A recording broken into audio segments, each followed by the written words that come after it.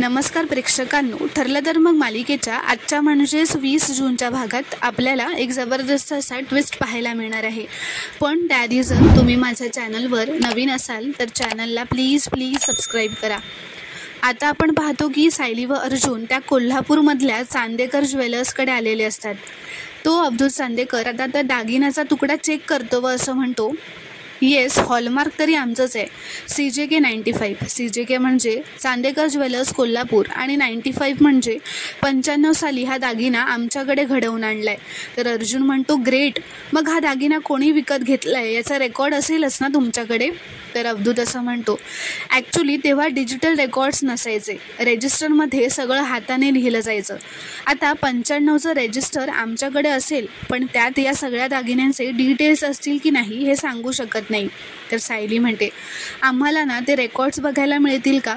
नाही म्हणजे हा दागिना कोणाचा आहे हे आम्हाला कळणं खूप महत्त्वाचं आहे. तर आता अब्दुल त्याच्या कम्प्युटरमध्ये काहीतरी चेक करत असतो. तर आता इथे दुसरीकडे प्रिया रविराज व प्रतिमाला असं म्हणते, आता माझ्या आईबाबांचाच माझ्यावर विश्वास नाही आहे तर सासरच्या माणसांकडून मी काय अपेक्षा करू? ती सायली साधा भोळा चेहरा करून वाटेल ते बोलते, पण ते सगळ्यांना खरं वाटतंय ना, माझं नशीबच फुटकं आहे. तर सुमन म्हणते, अगं तन्वी शांत हो, माहेरपणाला आलेल्या मुलींनी असं रडायचं नसतं. तर प्रिया म्हणते, अगं कसलं माहेरपण सुमन काकू, आल्यापासून फक्त जाब विचारणं सुरू आहे. तुला कॉफी हवी आहे का, तुला भूक लागली आहे का, असं कोणीही विचारलेलं नाही आहे. हीच किंमत आहे ना माझी या घरात. तर सुमन म्हणते, तन्वी तू असं नको म्हणूस ग, तू ना आता जेवल्याशिवाय जायचं नाही आहेसा, मी खीर करते पटकन. तर आता प्रतिमा पण म्हणते, मी पण येते मदतीला. तर आता रविराजला सुद्धा कॉल येतो म्हणून तो त्याच्या खोलीत जातो. आता फक्त नागराज व प्रिया तिथे असतात. नागराज आता प्रियाला बोलण्यासाठी बाहेर घेऊन जातो. आता ते दोघेही त्यांच्या घराच्या बाहेर येतात. नागराज प्रियाला असं म्हणतो, पूर्णाईच्या नजरेतून तुझा खोटारडेपणा सुटला नाही. अगं काय लेवलची माती खाल्ली असशील प्रिया तू. गोड गोड बोलण्याचा, चांगली सून बनण्याचा, ॲक्टिंग करण्याचा तुला कंटाळा आलाय का आता? तर प्रियासुद्धा त्याला रागातच म्हणते, 5 मिनटं तरी ना साखरेत घोळवलेली सून बनवून दाखवा मला. तर नागराज म्हणतो, स्वतःचं काम तू धड करत नाही आहेस आणि मला कसला ॲटिट्यूड दाखवतेस ग. तर प्रिया म्हणते, तुम्ही काय करता हो? प्रतिमाला त्या गोळ्या द्यायला सांगितल्यात, त्या देताय ना वेळेवर? तर नागराज म्हणतो, हो देतोय, अधूनमधून विसरतो मी, पण त्या गोळ्या संपल्या आहेत ना, आता मागवाव्या लागणार आहेत. तर प्रिया असं म्हणते, काय तुम्ही मला हे आत्ता सांगताय गोळ्या संपल्या आहेत त्याचं?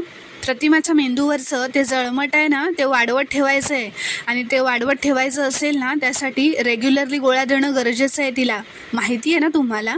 तर नागराज म्हणतो, अगं माहिती आहे ग, पण आता काय करणार, संपल्यात त्या गोळ्या, मी देणार आहे तिला म्हटलं ना, तू मागव त्याच्याकडून, नेहमी मागवतेस त्याच्याकडून. तर प्रिया म्हणते, तुम्हाला इतकं सोपं वाटतं का हो ते मेडिकलमध्ये जाऊन डोकेदुखीची गोळी मागवण्या इतकं?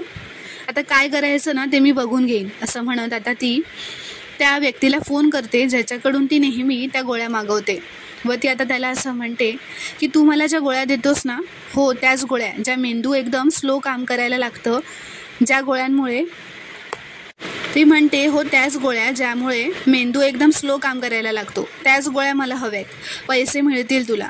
तर आता तो व्यक्ती असं म्हणतो की त्या गोळ्या मिळायला थोडे दिवस लागतील. आता ती फोन ठेवते व नागराजला म्हणते, गोळ्या मिळायला काही दिवस लागतील. तर नागराज म्हणतो, तोपर्यंत वहिनीचा मेंदू दादापेक्षा फास्ट चालायला नको, म्हणजे मिळवलं.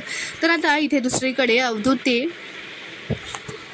अवधूत आता 95 सालचं रजिस्टर मागवून घेतो व अर्जुनला दाखवतो व म्हणतो, यात घेतल्या गेलेल्या प्रत्येक कस्टमाइज दागिन्याची नोंद आहे. अर्जुन म्हणतो, आय एम व्हेरी शुअर, हा तुकडा कसला आहे ना ते आपल्याला नक्कीच कळेल. तर अवधूतची बायको असं म्हणते, हा जो तुम्ही दागिन्याचा तुकडा आणलाय ना तो एखाद्या गोल किंवा चौकोनी दागिन्याचा नसावा, हा एखाद्या अक्षराचा तुकडा आहे, आपण त्या हिशोबाने बघायला हवं. असं म्हणत आता ते चौघंही त्या रजिस्टरमध्ये ते नाव शोधत असतात. तर आता त्यांना एक S आकाराच्या अक्षराची डिझाईन दिसते. अवधूतची बायको असं म्हणते, हा तुकडा S आकाराचा नक्कीच असू शकतो. ती तो तुकडा त्या अक्षरावर आता ठेवून बघते तर तो जुळत असतो. तर आता अर्जुन व सायली एकमेकांकडे खूपच शॉक होऊन बघून लागतात व एकत्र जसं म्हणतात S असं म्हणतात. तर अर्जुन म्हणतो, 8 ऑगस्ट 1995 आणि कस्टमाइज पेंडंट. तर सायली विचारते, म्हणजे? तर अवधूत म्हणतो, म्हणजे ज्या व्यक्तीने याची ऑर्डर दिली आहे त्याने त्याच्या हिशोबाने बनवून घेतलं आहे, यावर त्याचं नावसुद्धा आहे. तर अर्जुन ते नाव वाचतो. कालिंदी महाडिक, ही कालिंदी महाडिक कोण आहे असा आता अर्जुन विचार करू लागतो. तर आता इथे दुसरीकडे नागराज व प्रिया आत घरामध्ये येतात. प्रिया नागराजला हळूच असं म्हणते, प्रियाचा मेंदू किती शातीर आहे ना, हे कधीच विसरू नका हा. तर नागराज म्हणतो, अगं काय करणार आहेस तू आता? तर प्रिया म्हणते थांबा.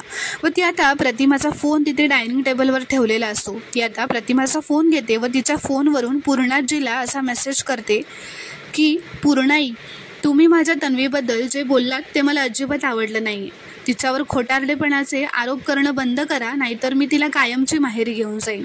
असा ती मेसेज पूर्णाजीला प्रतिमाच्या फोनवरून पाठवते व लगेचच तो मेसेज डिलीट करून टाकते व पुन्हा तो मोबाईल त्या डायनिंग टेबलवर ठेवते. या सगळ्यामध्ये प्रतिमा व सुमनचा काही लक्ष नसतो, कारण ते किचनमध्ये जेवण बनवत असतात. तर आता नागराज प्रियाला असं म्हणतो, अच्छा अशी ठिणगी टाकली आहेस तर प्रिया म्हणते, आणि या ठिणगीचा वणवा व्हायला आता वेळ लागणार नाही आहे. तर आता इथे सुभेदारांकडे पूर्णाजी व कल्पना हॉलमध्ये बसलेले असतात. त्यांच्या हातात फोन असतो. पूर्णाजी व कल्पना आता तो मेसेज वाचत असतात जो प्रियाने प्रतिमाच्या फोनवरून पाठवलेला असतो. तेवढ्यात प्रियासुद्धा आता घरी दारात येते. पूर्णाजी व कल्पनाने तो प्रियाने प्रतिमाच्या फोनमधून पाठवलेला मेसेज वाचलेला असतो. प्रिया आता त्यांच्याकडे बघून मनातच असं म्हणते, येस, या दोघीही प्रतिमाचाच मेसेज वाचत असणार आहेत, म्हणजे माझा नेम बरोबर लागलाय. तर पूर्णाजी आता कल्पनाला म्हणते, कल्पना, प्रतिमाने असा काय गं मेसेज केलाय? तर तेवढ्यातच प्रिया आता आतमध्ये पुढे येते व म्हणते, आईचा मेसेज आलाय का? काय म्हणते ती? तर पूर्णाजी म्हणते, काहीतरी विचित्रच लिहिलंय गं. कल्पना, प्रतिमाला फोन लाव बघू, मला तिच्याशी बोलल्याशिवाय चैन पडायचं नाही. तर कल्पना म्हणते, हो ना, काय खरं काय खोटं ते कळायलाच पाहिजे आपल्याला. मी लगेचच फोन करते व त्या स्पीकरवर ठेवते. तर आता प्रतिमा फोन उचलते. कल्पना म्हणते, हॅलो प्रतिमा, तुझी तब्येत कशी आहे गं? तर प्रतिमा म्हणते, ठीक आहे. का गं? तर कल्पना म्हणते, नाही, तू जो मेसेज पाठवलायस ना तो मला आणि पूर्णाईंना खूप खटकलाय, म्हणून म्हटलं की तुझी मनस्थिती ठीक आहे ना असं विचारावं. तर प्रतिमा म्हणते, कुठला मेसेज? तर कल्पना म्हणते, हो सांगते हां तुला, असं म्हणत ती मेसेज आता तो प्रतिमाला वाचून दाखवते. तर प्रतिमा तो मेसेज ऐकून खूप घाबरते व म्हणते, नाही, मी असा कुठलाही मेसेज केलेला नाही आहे. कल्पना, मी पूर्णाईंशी या सुरात बोलेन का कधी? तर पूर्णाची म्हणते, मलाही तेच वाटतंय. तर प्रिया तिथे बाजूलाच बसलेली असते. ती म्हणते, पण आई, हा मेसेज तुझ्याच नंबरवरून आला आहे, तू तो मेसेज करून नंतर विसरून गेली आहेस का? तर प्रतिमा म्हणते, नाही गं, मी कोणाची शपथ घेऊन सांगू, मी हा मेसेज केलेला नाही आहे. तर रविराज तिथे येतो, विचारतो, प्रतिमा काय झालं? तर प्रतिमा म्हणते, अहो बघा ना, काय गोंधळ होऊन बसलाय, पूर्णाईंना कोणीतरी माझ्या फोनवरून खूप उद्धट मेसेज केलाय. तर रविराज म्हणतो, मी बघतो ते. तर प्रिया असं म्हणते फोनवरच, बाबा, आई गोळ्या घेत नाही आहे का वेळेवर? नाही, म्हणजे ती काहीतरी करते आणि मग विसरून जाते. बाबा, मी काय म्हणते, आपण आईच्या गोळ्या किंवा कोर्स बदलून बघूयात का? निदान त्याने तरी काहीतरी फायदा होईल, की आईचा आजारपण असंच वाढत राहणार आहे. तर रविराज म्हणतो, एक मिनिट, मी तो आधी मेसेज काय केला आहे तो बघतो. आता तो मेसेज वाचतो व म्हणतो, हॅलो, प्रतिमाने पूर्णाईला केलेला मेसेज इथे कुठेच दिसत नाही आहे. तर प्रतिमा म्हणते, अहो कसा दिसेल, मी नाही केलाय तो मेसेज. तर पूर्णाजी म्हणते, माझं मन सांगतंय प्रतिमा कधीच माझा अनादर करणार नाही, पण तिच्या नंबरवरनं मला मेसेज आला होता हे तितकंच खरं आहे. कल्पना म्हणते, भाऊजी, मी तुम्हाला या मेसेजचा स्क्रीनशॉट पाठवते हां.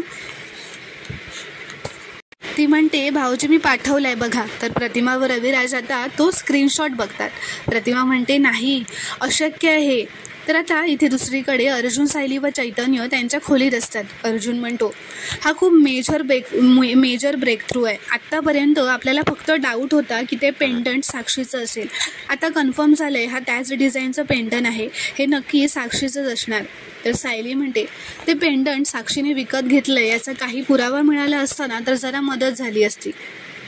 तर आता तेवढ्यातच सायली असं म्हणते की पण 1995 साली ते साक्षीने विकत घेतलेलं असणं शक्यच नाही आहे. तर अर्जुन म्हणतो, तेव्हा तर ती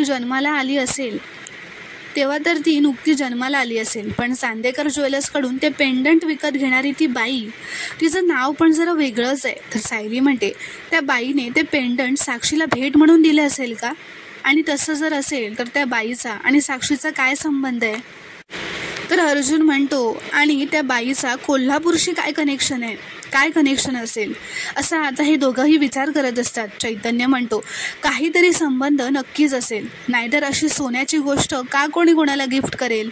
तर चैतन्य म्हणतो, या पेंडंटबद्दल आपल्याकडे अजून काही माहिती आहे का. तर सायली म्हणते, फार नाही हो अश्विन भाऊजी, फार नाही कळालं, पण एवढंच कळालं की ते पेंडंटचं वजन किती आहे, ते ज्यांनी बनवलं त्या कारागिरांची नावं, 8 ऑगस्ट 1995ला ते विकत घेतलं गेलेलं, एवढंच कळालं आहे. तर चैतन्य म्हणतो, काय काय काय, 1 मिनिट, तारीख काय म्हणाली सायली वहिनी तू.